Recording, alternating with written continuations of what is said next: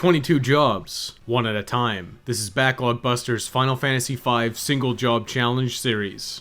The core rule is to only use the assigned job.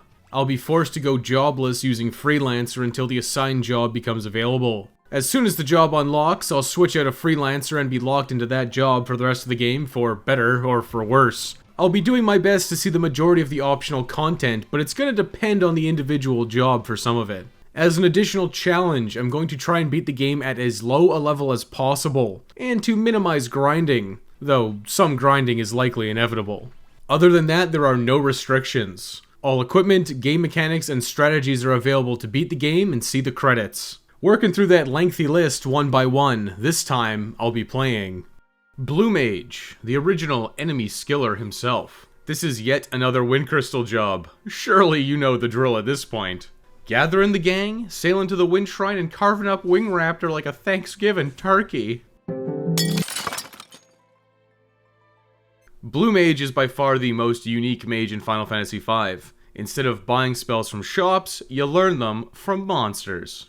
You just need to get hit by the blue magic spell and survive through to the end of the battle. Then it's added to your blue magic spell pool. This is both a very rewarding and satisfying playthrough, but completely unintuitive. If you played Final Fantasy V casually, you probably wrote off Blue Mage immediately as useless, when in fact, it's one of the best jobs in the entire game. Since Blue Magic has a plethora of interesting and unique abilities, I'm going to make my best effort to get every Blue Magic spell, but unfortunately, it probably won't happen. Smartly, most enemies won't cast the beneficial Blue Magic on your party without some gentle coaxing. I'll get what I can naturally, and I have a bit of a game theory on something that might let me get the other spells Blue Mage only. There is also no ability you gain from leveling up that's worth using. You get Learning, Blue, Check, and Scan. Check and Scan are essentially the same thing, and Scan's the only one that's even worthwhile.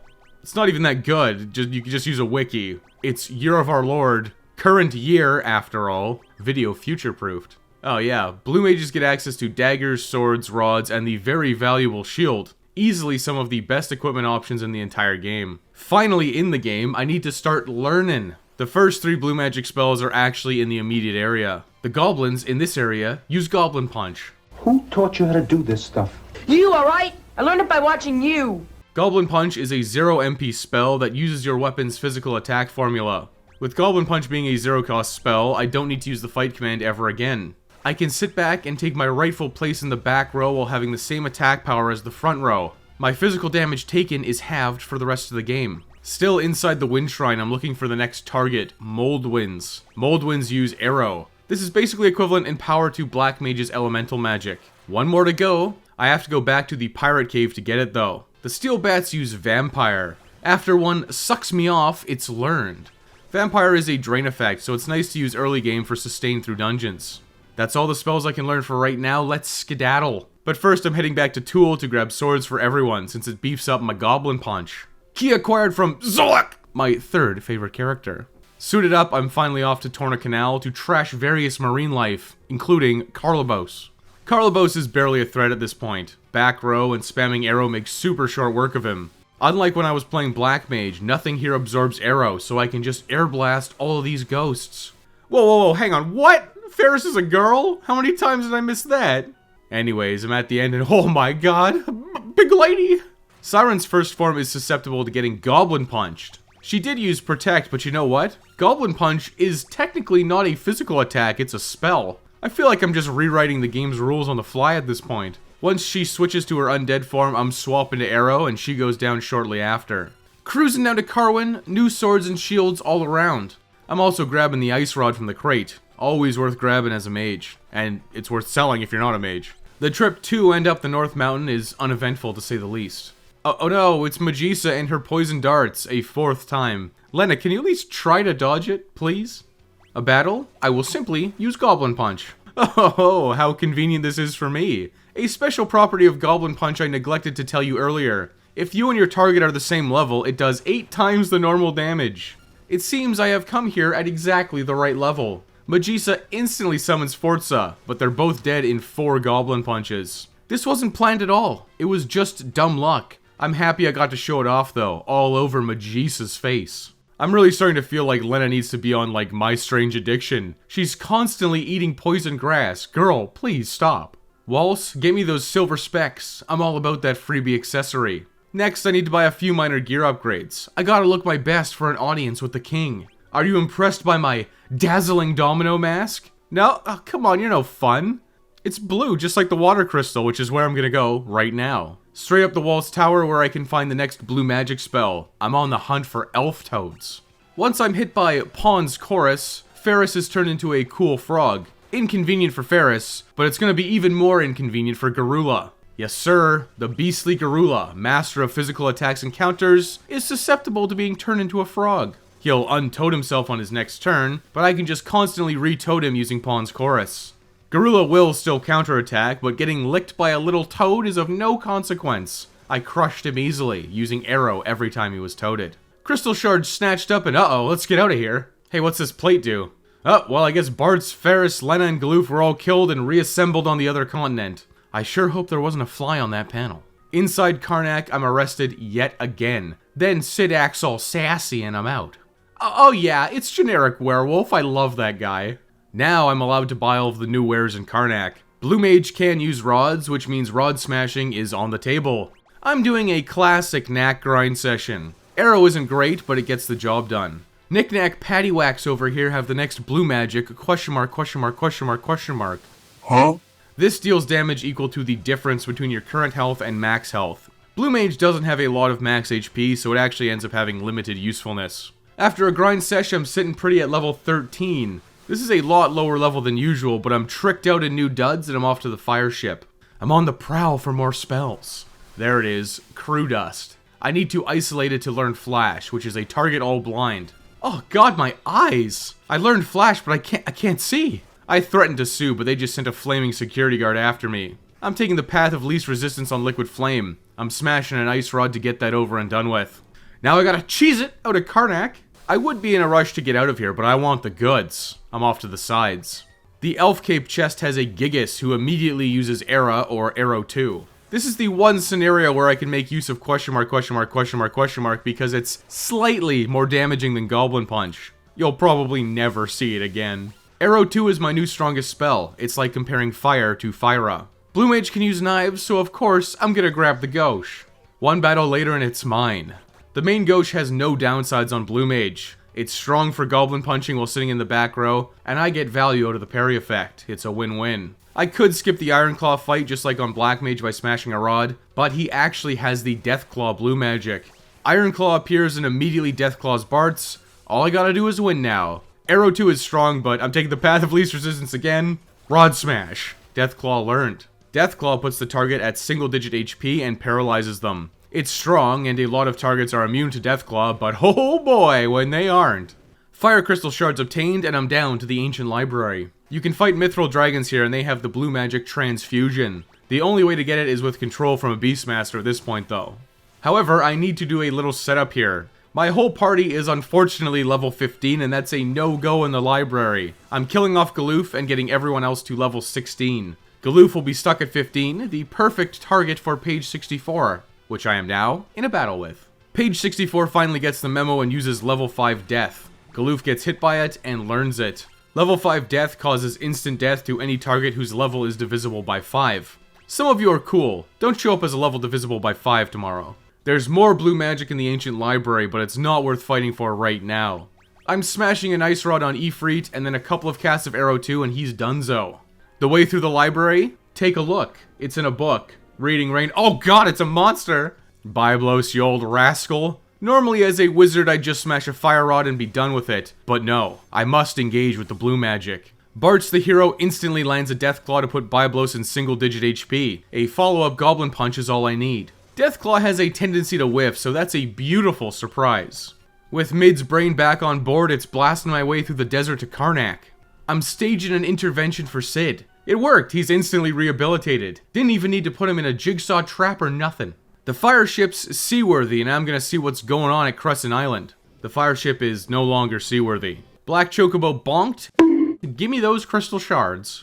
I'm flying back to the Ancient Library to tackle the Sandworm, but first, a quick little detour to a second, more northern desert. I'm looking for that Dorm Chimera. Would have preferred not to be back attacked, but an instant Aqua Breath is all I need. Hey, don't use a second one. Okay, let's try that again. Aqua Breath learned, I survived, and I'm gonna smash a rod this time to get the heck out of this fight. Aqua Breath is just a strong target all spell. I'm pretty sure it's elementless because it's absolutely not water type. But what it does do is 8 times damage versus desert enemies. This includes Shai Hulud, your beloved sandworm from the desert.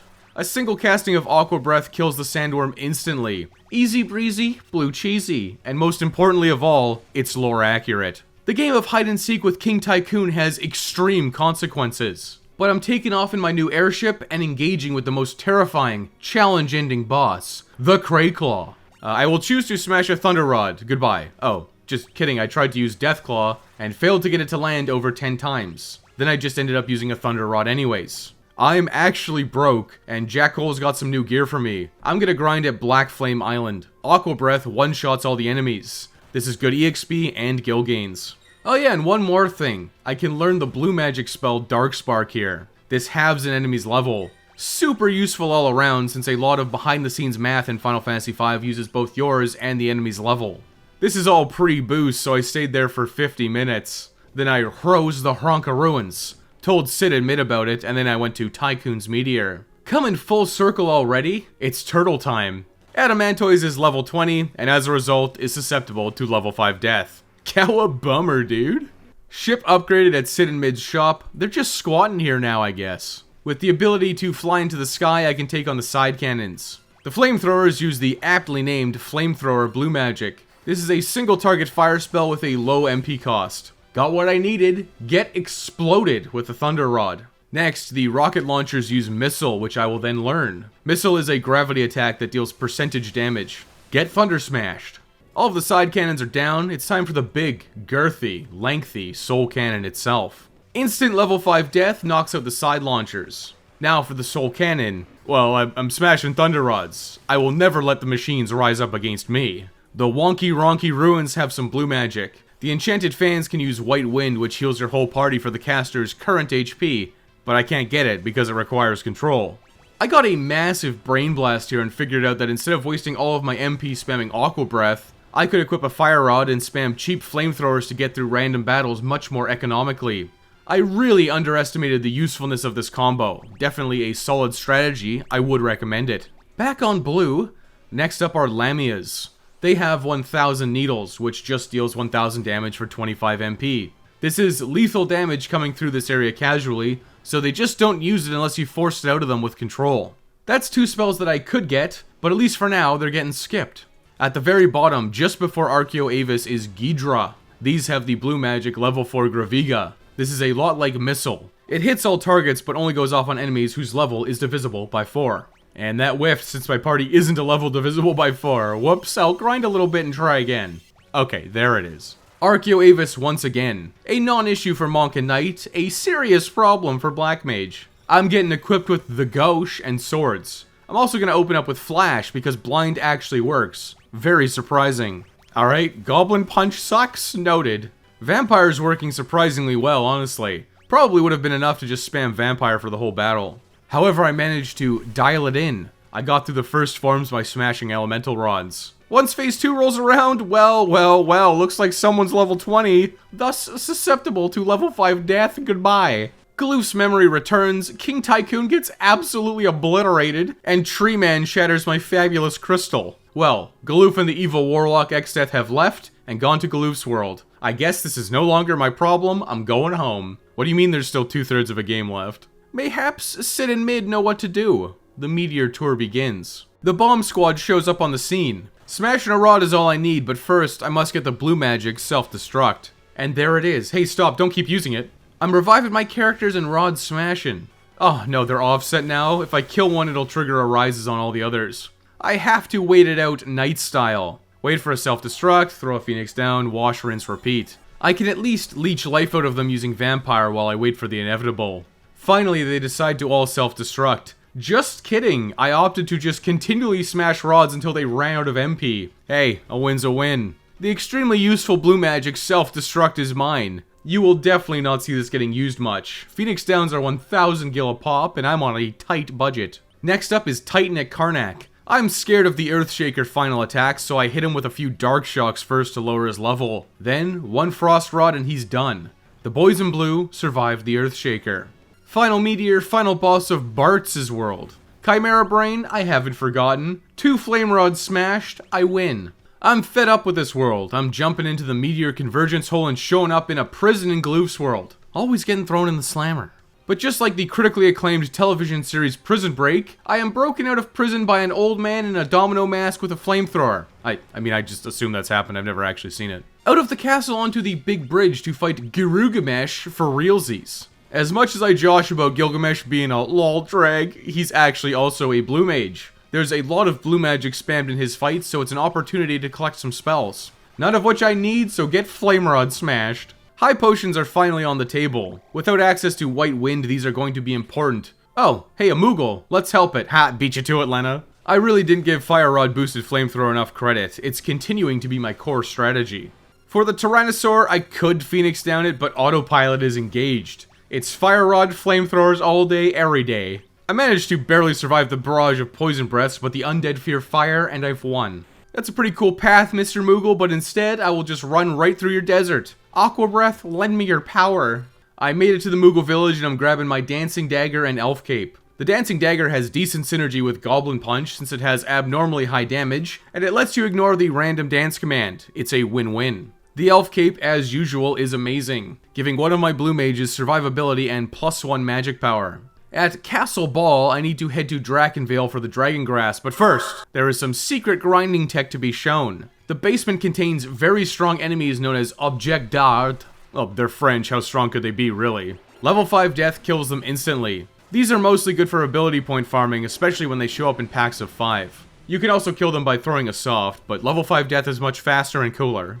But as Blue Mage only, I have no job abilities worth learning, so it's not worth lingering. But it's good information for you, the viewer, to know. Into Kelb for the Dawn Warrior's fabulous backstory involving Dorgan, Bart's father. You know, I never really mentioned this before, but it's really funny if you think about it. The Dawn Warriors followed Exdeath to Bart's world, sealed him up, and left without telling anybody. Literally going, not our problem anymore, peace out. There's nothing new to sink my teeth into, so it's just cremating everything in Drakenvale. Bone mail is a big yes this time around. How useful it will be is yet to be determined, but it is an option at least. It's time for some yard work, the Dragon Pod's up. I'm cutting the grass with Deathclaw and then watering it with Aqua Breath. Touch grass? No need. I'm your neighbor that's constantly mowing it. Windrake healed, and Lena, please, please stop eating the poisonous grass. Sage Guido's cave sunk, and I always love seeing my favorite eccentric billionaire Zaza, former Dawn Warrior and current amateur submarine engineer. Rematch with Gilgamesh and Enkidu, his trusty sidekick. At least it would be, if he didn't get Dark Sparch to a level divisible by 5. Enkidu is cool, and he obviously got the memo. Submarine subterfuge to get under the barrier tower. Now the question is once again, do I need reflect rings? I think the answer this time is no, but I'm gonna ponder on it as I climb the barrier tower. I am definitely picking up the gold hairpin. A red dragon won't stand in my way. Except I'm gonna need to adjust my flamethrower strategy. I guess it's spamming Vampire and Era, just kidding, get Rod smashed and get out of my game, get out of my life. At the top of the tower by the save point, I have determined I will grind a single reflect ring. Exactly one, which I got right after one battle. Born lucky. Depending on your version, Atmos could be susceptible to Dark Spark into level 5 death, just like Gilgamesh. He's also susceptible to sleep from Time Slip, which I forgot to pick up while fighting all of those travelers. Whoops. Oh well, Rod smashing it is. Obliterated before he can slurp up my party. Just know, I could have time slipped him to put him to sleep. Sage Guido's cave is a part of the game I actually really hate. It just feels incredibly tacked on, but this time, I want to go there. The metamorphs here can transform into enchanted fans, which can then cast Aeroga, the level 3 arrows spell. Once I've got it, it's time to win. I had a bit of a game theory here about the Dancing Dagger and specifically Tempting Tango. I prayed that I could get the enchanted fans to cast White Wind on me after a Tempting Tango's Confuse landed. It did not work. I was very hopeful it could work, but it only seems to be a control-only spell. At the very least, Aeroga is my new best friend. Now for that stupid rock puzzle, and yes, I forgot how to do it yet again. Then I grabbed the Guardian branch from- oh man, is that a talking turtle? Submarining straight to Moor. Moor's gear is actually very notable for Blue Mage. First, I can grab another Guardian knife from the barrel. Next is that I can buy air knives. These boost wind elemental magic, which obviously includes our brand new arrow 3. I'll take 4, please. New wizard-based armor and some new shields to boot. Absolutely love being a true blue consumer at more. Arrowga is a lot more expensive than flamethrower, so I'm also going to stock up on ethers. I'm going to need them. Now for my next farming trick. In the forest around Moor are Decrier enemies. These are susceptible to level 5 death. Quick and easy kills for money, EXP, and ability points. Unfortunately, unlike Galoof's world, there are other battles here besides 5 times Decrier. You can't just shut your brain off and spam level 5 death. But speaking of spam, I am now spamming Arrowga to trash my way through the forest. That forest fire was definitely not me this time. The age-old question of Flame Shield or Aegis Shield. Aegis Shield wins every single time, it's not even worth debating, it's going on my character and never ever coming off. The crystals are here now, sorry, question mark, question mark, question mark, question marks. Huh? The crystals are vulnerable to instant death. While it's not instant death, that weakness does extend to Deathclaw. The only thing to be aware of is that Deathclaw puts them into critical HP, which causes them to start using very powerful elemental magic. All I need to do is be ready to queue up a Goblin Punch after Deathclaw connects. Which is unfortunately longer than I'd like. Deathclaw's accuracy proving to be quite low. Oh, what's this? Arrowga is working just fine. First crystals destroyed with my boosted tornadoes. Now to focus down the fire crystal. The earth crystal did get one earth shaker off, but I'm a survivor. Obviously the wind crystal is immune to Arrowga. I've found my Deathclaw target. One final Goblin Punch and I win. This is where my immersion was completely broken. How could Galoof not know that these were the crystals? It makes absolutely no sense. Galoof is freed from this mortal coil by blowing himself up with self-destruct. Oh, maybe he can self-destruct several times. Galoof proving to be built different. Kryl is forced to take up the mantle, whether she wants to or not. You will wear the goofy beret and mask. We've got 3 dead Warriors of Dawn. Kelgar, let's make that all 4. My collection's complete. Exdeath's true castle once again. This shouldn't be a problem. I'll simply airblast everything to death. Except for Reflect Mages, whoops. Okay, Goblin Punch, go.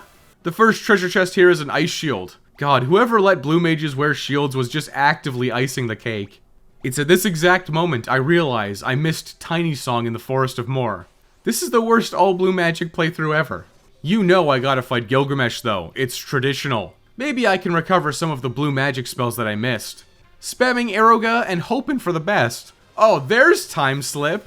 But he transformed afterwards, which means this is all over. A victory for the boys in blue. Now I get to finally talk about the Excalibur. The Excalibur has a deceptive 100 attack power, but it always does single damage when you use the fight command. I don't even remember the last time I used the attack command, but this is a beefy option to Goblin Punch with. It uses the 100 attack power after all. Arrowga is way stronger now though, but Excalibur Goblin Punches are always an option if push comes to shove. It's time for revenge on Exdeath, and he opens up with Doom. Oh right, Doom is a blue magic spell. That's getting learned once I paddle him into submission. I have one strategy, and that's to spam Arrowga. Auto battle, let's do this. God, shields are insane for real. Just blocking vacuum waves left and right. Uh-oh, the double turns are coming out. I gotta kill him fast. And I did kill fast. The world's decided to do the fusion dance, so I'm heading into Tycoon one last time. Peeping a beautiful Princess Salsa, and then snatching Boko and fighting the Antlion. The Antlion is easily air blasted to death, to nobody's surprise at all. The beautiful Princess Salsa joins back up. Oh, snap a fight. I got 50 bucks on the turtle. I'll never financially recover from this. The Great Pyramid of Moor has a gargoyle duo battle. I need to kill both of them at the same time, and that sounds like a job for Arrowga. I'm inside the Pharaoh's tomb. There's plenty of priceless treasures inside the pyramid to collect, as long as I can avoid the Pharaoh's curse. That being said, I will choose to ignore them all. Yeah, why would I want another ice and flame shield, haha. At the top, the slab is mine. Bahamut's freed and my ship is too. Remember how I left it on that island 2 worlds ago? Inside the forest, the Wind Drake body checks Melusine out of Lena. Not really sure how that works, but it's time for battle. I don't have a strategy for Melusine as mono blue mages, so I'm smashing fire rods to kill her before she barrier changes. You can address any and all of your complaints to management. Lena's back in and I'm once again back in Phantom. Thief Knife is getting yoinked, but the real prize is 4 pairs of Hermes sandals, which I'm not even close to being able to afford. I'll buy 1 pair of Hermes sandals for now. I'll settle for some white robes instead for more magic power and a little extra stamina. Black Chocobo freed and I can fly up to the Great Desert in the north by flying southbound. Always a wise choice to tune up in World 3 on the desert enemies. A round of Aeroga and it's a 1 battle. I'm gonna stay here until I get the money for Hermes sandals. 4 levels later and I'm at a lowly level 36. Blue Mage is crushing it. I might be able to break the lowest level record. But first, I need to return the slab to Kuza, home of the 12 legendary weapons. Honestly, not a whole lot I care about though. I'll take the Magus Rod and the Assassin's Dagger because that's all I can use. Otherwise, I don't know, Holy Lance, get in here? Breaking the seal means I can access the rest of the Cantant. I've got the cash, so it's time to get my Hermes sandals too. Oh man, I got a battle? What are those moons sniffing? Moon Flute? Well, that's one more useless blue magic spell learned. Moon Flute berserks your party. Haha, never getting used. The island shrine calls, and the gargoyles get tornadoed to death. Always the left switch, Wes. Always the left switch. Just don't even think about it. Left switch always. I've got no time for games, holes in the floor, and useless to me treasures. I'm heading straight down to the Wendigo. I'm playing the shell game using Aeroga. Love watching it whiff though. I could have just spammed all cast magic instead. The blaze counters would have been negated by the ice shield I have on one character, which would have been 3 if I just grabbed the ice shield and fire shields in the pyramid. Why didn't I do that? I played the shell game as intended, and I won. Now I get another useless slab and access to the Fork Tower. Aw snap, on the way out I got level 2 olded. That's a happy little accident. One more blue magic spell learned.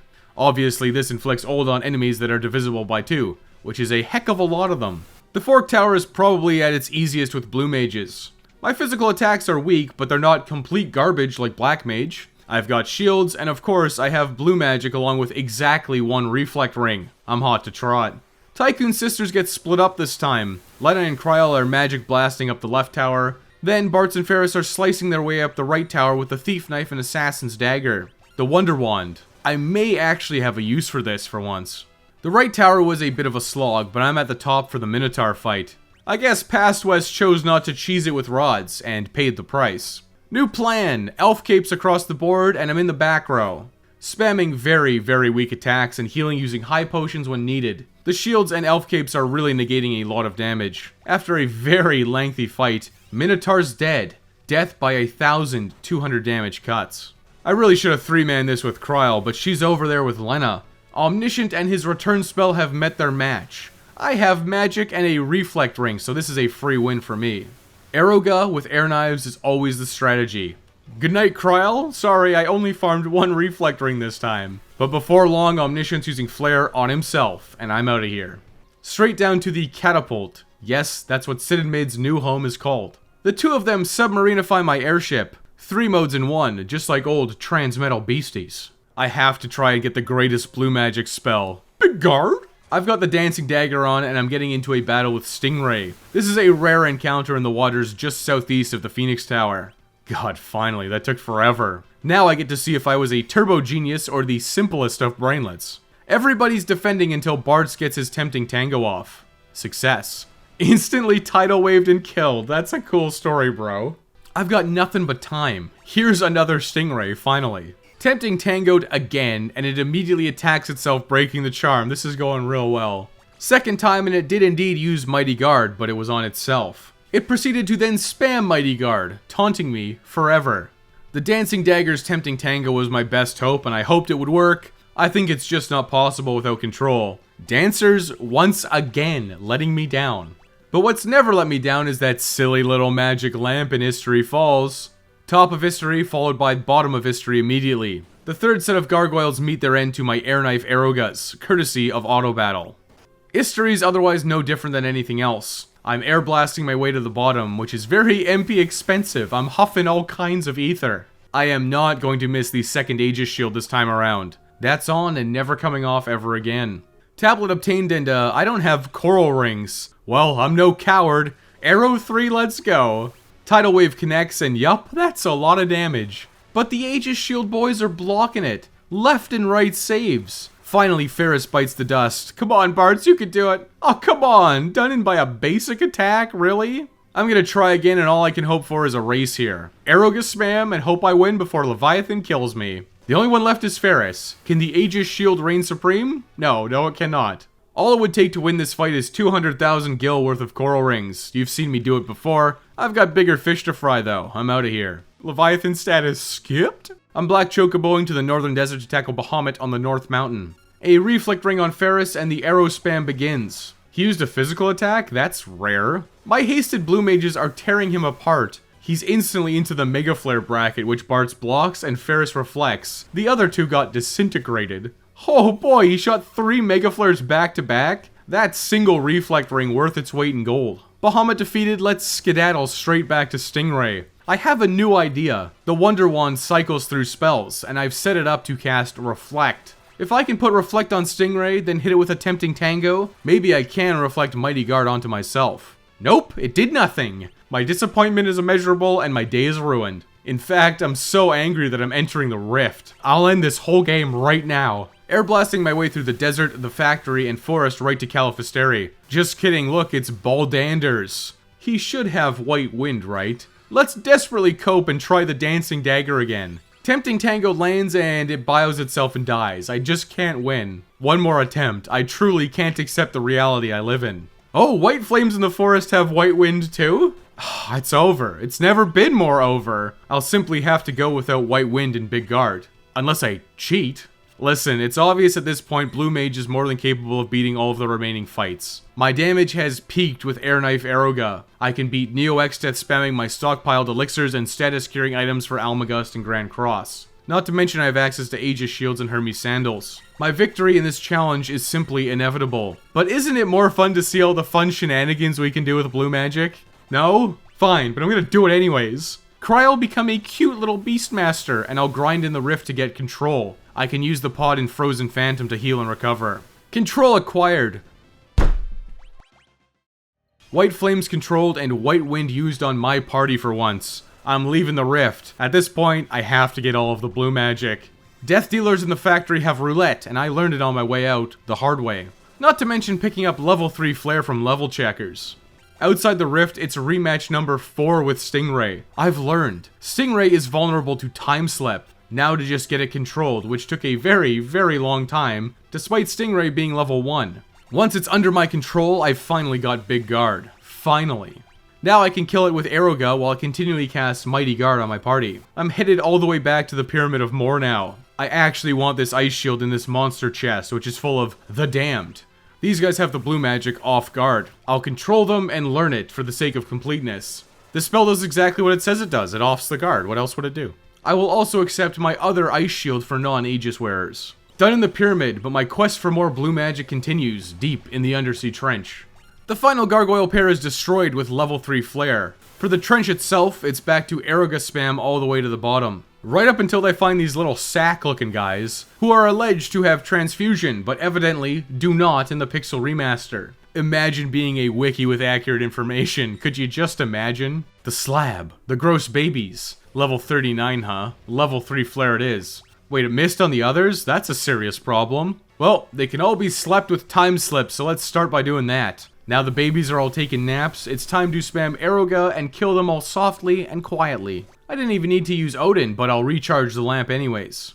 Get me out of here. Back at the North Desert again? And I'm tackling the Phoenix Tower. I'm looking to control a Parthenope for 1,000 Needles. Wait, it was actually Lemure? Tank it, Lena. One more blue magic spell learned, and that's the Phoenix Tower finished. Lilliputian Lyric is acquired from my Calais just outside of Phantom where I parked my airship. I need to get Magic Hammer since I killed Byblos too fast, and I torched my way through Drakenvale the first time. Drakenvale's Drippies have Magic Hammer, and now I have it too. I'm almost done the complete set. Unfortunately, the merged world changed all of the enemies. I know magic dragons outside of the ancient library have transfusion, but it's been slurped up into the void. The pink slug enemies around Ruger had it too, but they're gone in the merged world. Transfusion is simply off the menu, not that I'd ever use it. Dejected, I head back into the Rift to claim my free win. It's all easy pickings down here now, but I'll never feel complete. I failed the challenge, and I didn't even get the full set of blue magic to justify it. Califisteri coming out of a set of holes that remind me of a beautiful sight. If she's gonna open with old, I'm gonna do the exact same thing. Time slips away from all of us. Now she's old, but she wakes up and casts Reflect. Aeroga is now off the table. My alternatives are Flamethrower, Goblin Punch, the newly acquired 1,000 Needles. 1,000 Needles just does 1,000 damage, so that's the obvious choice for a fast win. Through the caves, straight to a Panda. I'll continue to spam Aeroga. It's doing around 2,800 damage a pop, and that's real good. A few smash fire rods would have had the same inevitable outcome. The castle's the castle, it's kind of scary, but I'm air blasting everything with reckless abandon.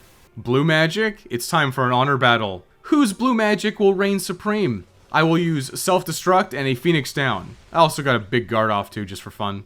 Azumagia learns self-destruct and tries it out. And he missed completely. The cheesiest and most funny way to beat Azumagia. I used big guard for the float status, which I will now lock in by putting a reflect ring on Kryl. Catastrophe will constantly try and pull you down with float with gravity 100s. Kryl reflects it, so she stays flying, locking down Catastrophe to be buffeted to death by Aeroguz. I'm always winning, and this is no exception. A kiss from a horrible monster, but I'm gonna put a rose on her grave. I'm learning my lesson from Black Mage and casting Pawn's Chorus on myself to pre-Toad. Oh, come on, I can't cast blue magic out of battle? Who made that decision? Whatever, I'll just use it in battle. And it whiffs. Okay, forget ever trying to use the Toad spell in combat, I'm relying strictly on maiden kisses from now on. Humanity restored. I'm spamming Aeroga again. Bartz did take a dirt nap, so this was the most intense Halicarnassus fight I've had in a while, because she actually managed to do something. I didn't have enough gil for coral rings for Twintania, but I'm going in anyways. Aeroga gets countered by Mega Flare. Bartz and his single reflect ring are paying dividends, since he's the only one left alive. All of my arrows are getting countered by Mega Flare, which is reflected back at Twintania. Uh-oh, it looks like I missed my instant death opportunity. This is gonna go bad. Oh, God bless you, Aegis Shield, tanking a Giga Flare. Turns out level 3 Flare is stronger than Aeroga, so I'm swapping. Solo Bartz, I know you can beat him. Oh, baby, just tanking spells left and right. Aegis Shields really are the best. Twintania officially soloed by Bartz. That's the majority of the rift done. I'm taking a safety save before heading down to the bottom. Down to the deepest depths, the crystal area. Final Fantasy loves its crystals, I tell you what. Gilgamesh is Gilga fought one last time. Yeah, buddy, the Leather Club's 2 blocks down. In a random battle with Mind Flares, I got nailed with the Mind Blast spell here, which of course is blue magic. It deals damage, paralyzes, and inflicts HP leak. I got Mind Blast right before the last bosses, so this isn't getting any usage. But what will get usage is my cheater spells Mighty Guard and White Wind, especially at totally optional boss, the Necrophobe. I've equipped Bartz with the Excalibur. Witness its power. Wow, 500 damage goblin punches, that's real cool. The barriers are susceptible to instant death, so I should be able to land a Deathclaw, but I'm impatient. Mighty Guard's shell is negating a ton of damage, and White Wind is more than adequate for keeping the party alive now. You can't reflect 1,000 needles, so I'm using it to take out the first 3 barriers. Then I'm swapping to the more economical Goblin Punch to save MP for the last one. Necrophobe is exposed, and he's level 66. Sounds like a job for level 3 Flare, doesn't it? I guess I could level 2 ult him too.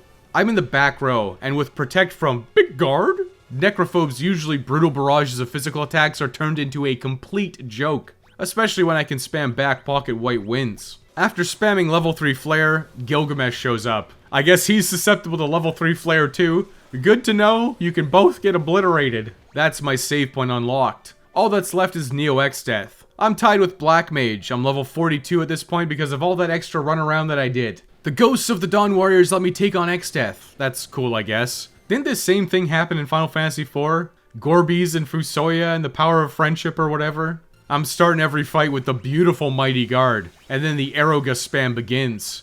Aegis Shields make me immune to Petrify, but not on targets that don't have them. It also still kills in the Pixel Remaster regardless. Bro, double white hole? Come on, every single time, I swear. Phoenix Downs and Gold Needles are getting spammed. Everyone's back up and fully healed with White Wind. Aeroga spam resumes. Ferris just ate a flare like a champ. Protect and Shell are so grossly overpowered in this game, it's unreal. Another white hole, then Doom. Dude, nice. Ferris is on borrowed time, but I've got tornadoes to throw. X-Death's engulfed by the void. Why? Neo X-Death always starts exactly the same. A triple rip on the magic lamp to get out Odin. Odin cleaves the lady in the back in half, only 3 parts left. You can blind the big beefy guy in the back, so I'm gonna use Flash to lower his accuracy, and it whiffed. I'm also gonna keep using the magic lamp charges. Sildra gets boosted by the air knife, which actually makes using it worthwhile. Then comes Ruby Light for party-wide reflect, which probably has no usage. Man, a complete whiff of Almagust, followed by another whiff of Vacuum Wave? As if this wasn't going perfectly already. Aerogust spam it is. The front part is vulnerable to level 3 flares, so maybe instead of spamming flash, I should use that instead to just kill it. Hasted Blue Mage is spamming Aeroga like crazy, but Grand Cross finally comes out. A single toad? Yeah, I can deal with that. Kryle's back to human and immediately blocks an attack. Bro, shields rock in this game for real. Aeroga 3 spam continues, as does level 3 flares. I ate an attack, but what's one elixir used at the very end of the game? I can't take them with me. Almagust almost completely whiffed again. All it took out was Ferris, who had 7 seconds left on the clock anyways. One more Grand Cross, which petrifies and poisons. I won't bother healing the poison, but that petrifies gotta go. I weakened the front part enough with level 3 flares that the Aeroga spam takes it down. That's 2 parts left. Almagust actually landed this time, but because of Shell, didn't do enough damage to be really scary. A single White Wind will do, except it was from Kryle, so it only healed for 100. The nuances of blue magic, everyone. Let's try that again with somebody with more HP. With 2 parts left, I need to burn it all down. Oh no, that Grand Cross was really bad, and I just bursted down the second part. I gotta finish this right now. And I did. One final Arrow 3 focused on the last part, and it's over. That's Final Fantasy V completed using exclusively blue mages. Except for that one time I grinded a Beastmaster for control, but who's counting that, haha?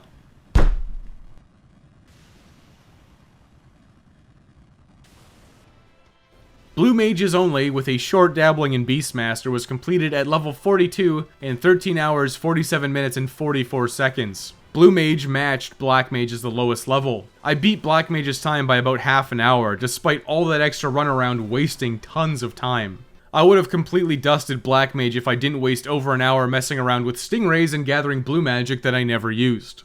Welcome the new reigning champion, fellas. Give it up for the mysterious man in the mask. I'm gonna address the elephant in the room right now. Yes, I used Beastmaster for control. If I was to redo this, I would have likely avoided it all and just gave up on White Wind and Mighty Guard. I just got beyond tilted that my cool Dancing Dragon and Wonder Rod strategies didn't work. Dancer proving once and always that it's completely worthless. I picked up White Wind and Mighty Guard at the very end of the game, so it wouldn't have changed much. In fact, I used Mighty Guard and White Wind for exactly 3 bosses. I likely would have eaten a few Earthshakers from Catastrophe, but I likely would have survived. I had elixirs out the wazoo at this point, and even if I didn't, I probably could have damage raised Catastrophe. He's only got 20,000 HP. That's what, 2.5 rounds of Aeroga? Necrophobe is the next one. The Protect and Shell no doubt helped, but 44,000 health is easy to cut through with level 3 Flare. In the back row, I take half damage, and everyone had shields for blocking. If I was really savvy, I could have just given 2 of them main gauches for the ability to parry attacks as well. Level 3 Flare is preferable to Aeroga against him, so there's no reason to use an air knife. I feel like beating Necrophobe was inevitable regardless of using Mighty Guard and White Wind. Might have taken a few attempts though.